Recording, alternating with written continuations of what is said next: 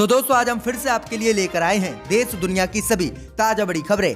फटाफट एक एक कर विस्तार से आज आपको बताएंगे, तो वीडियो को अंत तक जरूर देखें। दोस्तों वीडियो बनाने में हमें काफी मेहनत लगी है, तो वीडियो को लाइक जरूर कर दें। जी दोस्तों, पहली खबर में आपको बताएंगे जो बिग ब्रेकिंग न्यूज सामने निकल कर आई दोस्तों कि कृषि कानून को लेकर हरियाणा में भाजपा को लगा तगड़ा झटका। हरियाणा के 70 गाँव में बीजेपी नेताओं के प्रवेश पर किसानों ने लगाया प्रतिबंध, भाजपा की बड़ी मुश्किलें। तो वहीं आपको बताएंगे दोस्तों कि लव जिहाद कानून को लेकर इलाहाबाद हाई कोर्ट ने यूपी को लगाई फटकार, कहा किसी की निजी जिंदगी में नहीं दे सकती सरकार दखल। तो वहीं आपको बताएंगे दोस्तों कि आरएसएस पर बैन के लिए संयुक्त राष्ट्र पहुंचा पाकिस्तान, आरएसएस को बताया आतंकवादी संगठन, कहा मुसलमानों का हो रहा है भारत में इसके द्वारा उत्पीड़न। तो वहीं आपको बताएंगे दोस्तों कि कृषि कानून को लेकर भाजपा को पंजाब से लगा एक और बड़ा झटका। किसानों के समर्थन में एक और बीजेपी नेता ने छोड़ दी है पार्टी। तो वहीं आपको बताएंगे दोस्तों कि किसान आंदोलन पर साक्षी महाराज का विवादित बयान, कहा कृषि कानून के खिलाफ नहीं बल्कि सीएए और एनआरसी के दर्द के कारण हो रहा है किसान आंदोलन, और किसान आंदोलन है सब कुछ खालिस्तानी। तो ये बड़ा विवादित बयान भाजपा सांसद ने दिया है। तो वहीं आपको बताएंगे दोस्तों कि भाजपा विधायक ने मुसलमानों को लेकर दिया विवादित बयान, कहा जिन्हें कोरोना वैक्सीन और भारत के वैज्ञानिक पर नहीं है भरोसा वो मुसलमान चले जाए पाकिस्तान। तो वहीं आपको बताएंगे कि कृषि कानून को लेकर तेज हुआ किसान आंदोलन, मोदी अमित शाह के छूटे पसीने, टिकरी बॉर्डर पर अर्धनग्न होकर किसानों ने जताया विरोध, कृषि कानून की कॉपी जलाकर मनाई लोहड़ी। तो वहीं आपको बताएंगे दोस्तों कि पश्चिम बंगाल में ममता बनर्जी ने छुड़ाए मोदी अमित शाह के पसीने। ममता बनर्जी ने की कांग्रेस से अपील, भाजपा को हराने के लिए हमारी करे कांग्रेस मदद। तो सभी खबरों को आपको एक एक कर बताएंगे, वीडियो को लाइक कर दें। इसी बीच बैठे दोस्तों पहली खबर की ओर जो बिग ब्रेकिंग न्यूज सामने निकल कर आ रही दोस्तों कि कृषि कानून को लेकर हरियाणा में भाजपा को लगा तगड़ा झटका। हरियाणा के 70 गांव में बीजेपी नेताओं के प्रवेश पर लगाया गया प्रतिबंध। ग्रामीण बोले अगर एक भी भाजपाई आया नजर तो उसकी नहीं अब खैर। जी दोस्तों आपको बता दें ये बड़ी खबर सामने निकल कर आई दोस्तों कि कृषि कानून को लेकर हरियाणा से भाजपा सरकार को आज तगड़ा झटका लगा है। दरअसल आपको बता दें कि हरियाणा के 70 गांवों में बीजेपी के नेताओं के प्रवेश पर प्रतिबंध लगा दिया गया है, जिसके बाद हरियाणा सरकार की मुश्किलें बढ़ गई हैं। वहीं आपको बता दें कि ग्रामीण निवासियों ने ऐलान किया है कि हरियाणा में इन 70 गांवों में अगर एक भी भाजपा नेता दिखाई दिया तो उसे दौड़ा दौड़ा कर पीटा जाएगा।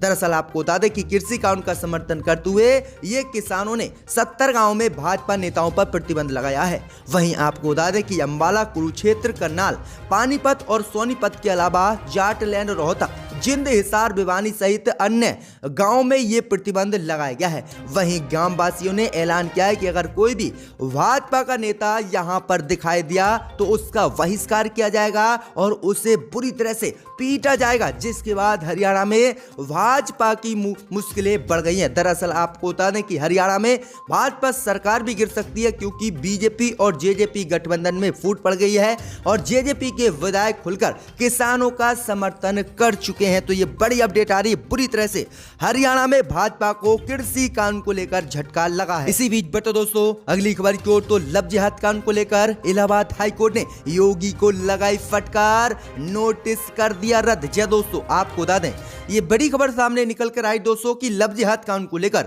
आज इलाहाबाद हाई कोर्ट ने उत्तर प्रदेश की योगी सरकार को कड़ी फटकार लगाई है।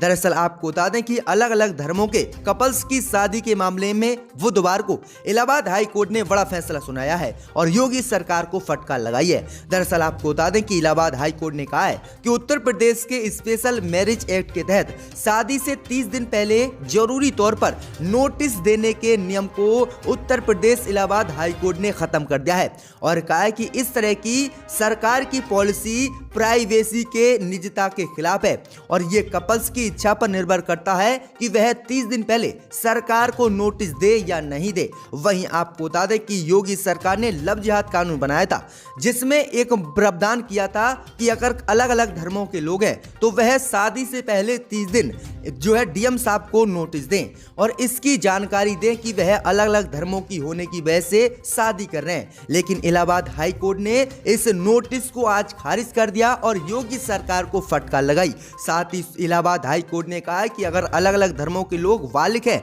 और वह शादी करना चाहते हैं तो सरकार इसमें दखल नहीं दे, चाहे वह नोटिस डीएम को 30 दिन पहले दें या नहीं दें, ये उनका निजीता का मामला है और स्वतंत्रता के खिलाफ है। तो ये बड़ी फटकार इलाहाबाद हाई कोर्ट ने लव जिहाद कानून को लेकर योगी को लगाई है। इसी बीच बढ़ते दोस्तों अगली खबर की ओर, तो आरएसएस पूरी दुनिया में हो सकता है बैन। आरएसएस पर बैन लगाने के लिए संयुक्त राष्ट्र पहुंचा पाकिस्तान, बताया आतंकवादी संगठन। जी दोस्तों, आपको बता दें ये बड़ी खबर सामने निकल कर आई दोस्तों कि आरएसएस को पाकिस्तान से आज बड़ा झटका लगा है।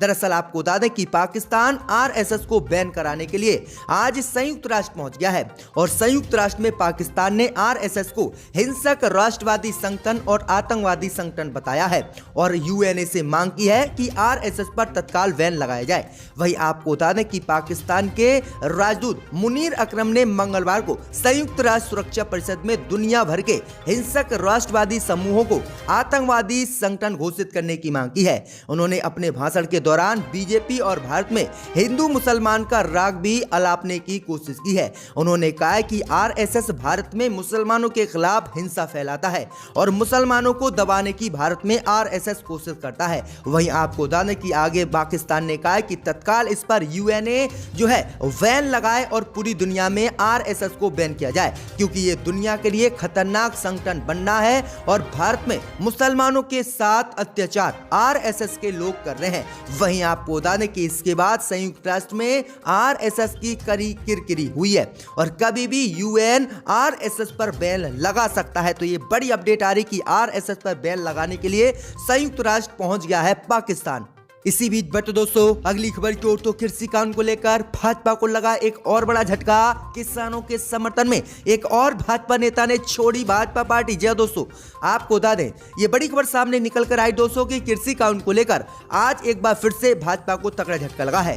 दरअसल आपको बता दें कि किसानों के साथ एकजुटता दिखाते हुए पंजाब के फरीदाकोट के भाजपा अध्यक्ष विजय छाबड़ा ने आज पार्टी छोड़ दी है और वह अकाली दल में शामिल हो गए हैं। छाबड़ा फरीदकोट नगर निगम में पार्षद हैं।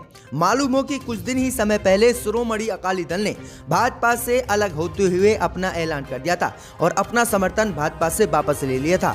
ऐसे में अपने इस कदम से अकालियों ने भगवा पार्टी को जोर का झटका दिया था। वहीं आपको बता दें कि अब जिला के अध्यक्ष के पार्टी छोड़ने से अंदाजा लगाया जा सकता है कि बीजेपी पंजाब में कितना दबाव में है और किस तरह से भाजपा के नेता लगातार भाजपा पार्टी को कृषि कानून को लेकर छोड़ रहे हैं। तो ये बड़ी अपडेट आ रही कि किसानों के समर्थन में एक और भाजपा नेता ने पार्टी को छोड़ दिया है और तगड़ा झटका भाजपा को ही आज दे दिया है। इसी बीच बढ़ते दोस्तों अगली खबर की ओर, तो किसान आंदोलन पर भाजपा सांसद साक्षी महाराज का विवादित बयान। कहा कृषि कानून के खिलाफ नहीं बल्कि सीएए और एनआरसी का दर्द है किसान आंदोलन। जी दोस्तों, आपको बता दें ये बड़ी खबर सामने निकल कर आई दोस्तों कि तीनों कृषि कानून के खिलाफ किसान का आंदोलन आज 48वें दिन भी जारी है।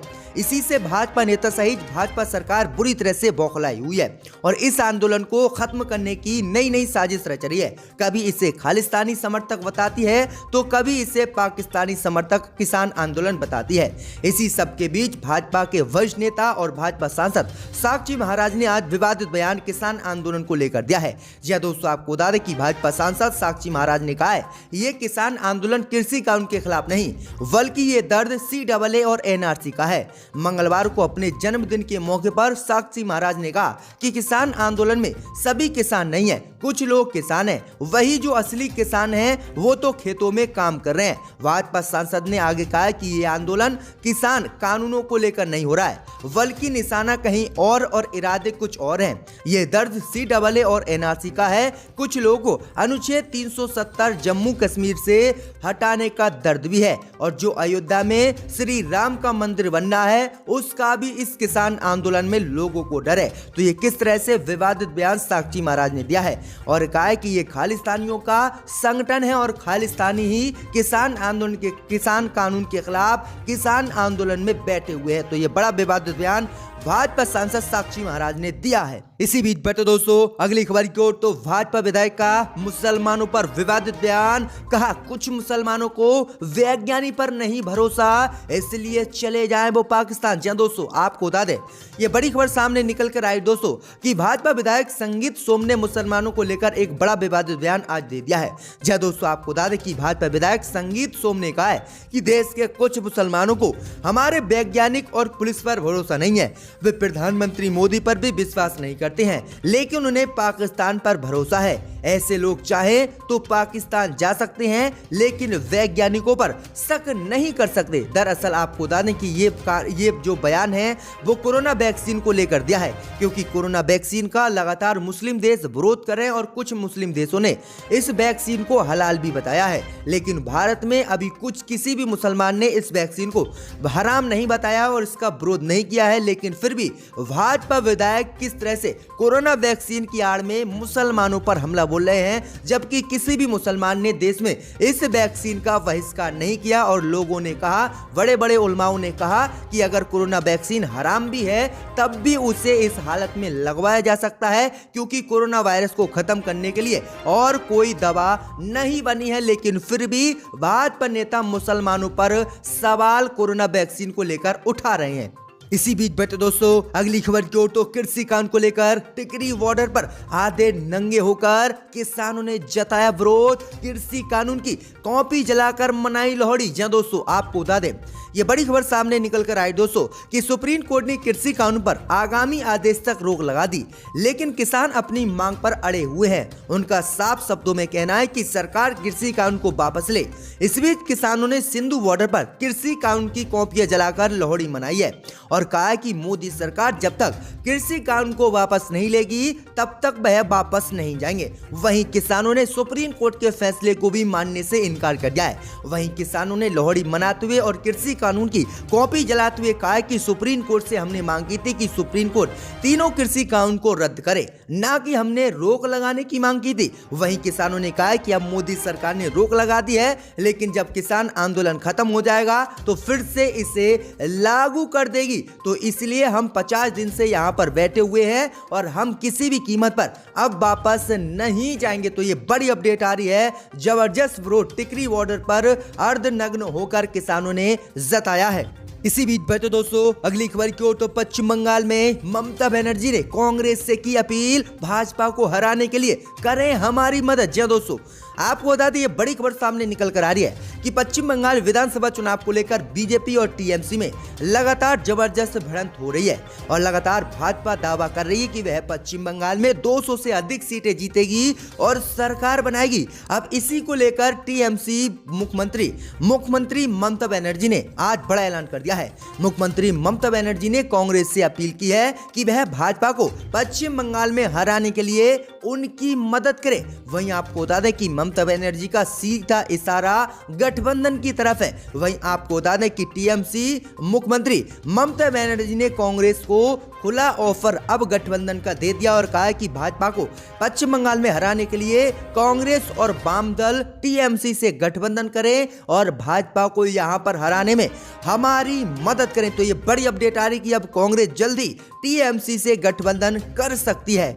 इसी बीच बढ़ते दोस्तों अगली खबर की ओर। तो अमेरिकी राष्ट्रपति डोनाल्ड ट्रंप को लगा बड़ा झटका, महाभियोग प्रस्ताव हुआ पास, अब जाएंगे जेल ट्रंप। जी दोस्तों आपको बता दें ये बड़ी खबर सामने निकल कर आई दोस्तों कि राष्ट्रपति चुनाव के बाद डोनाल्ड ट्रंप पर महाभियोग लगना तय हो गया है। संभव है कि इसके कारण उनको समय से पहले ही सत्ता से अमेरिका में हटाया जाएगा।